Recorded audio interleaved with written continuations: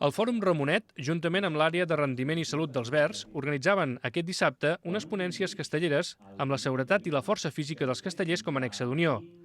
Els ponents eren els doctors Jaume Rosset, Jordi Porta i Alfred Urrutia. El doctor Jaume Rosset, metge traumatòleg i membre de la Colla dels Minyons de Terrassa, parlava del passat i el futur del risc dels castells, analitzant què s'ha de fer perquè els castells siguin més segurs. En la seva opinió, en els darrers temps s'ha baixat la guàrdia en la prevenció dels riscos.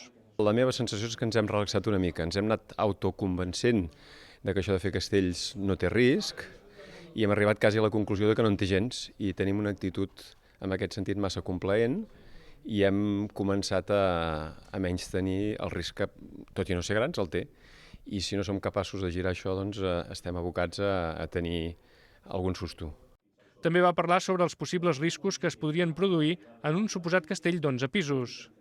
A l'acte també hi va intervenir Jordi Porta, catedràtic del Departament de Salut i Ciències Aplicades de l'INEFC, i el sotsdirector d'estudis d'INEFC a Barcelona, Alfred Urrutia, que presentava un estudi que posava en relleu la relació pes-força dels castellers a través de l'edat i el gènere.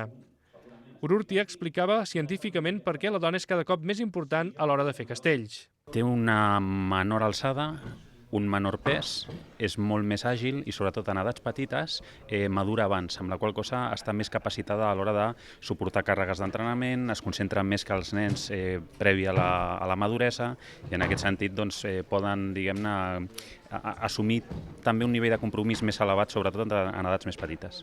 Les ponències s'emmarcaven en les celebracions del 70è aniversari dels Castellers de Vilafranca i l'acte es va celebrar a l'Auditori del Fòrum Verger Balaguer.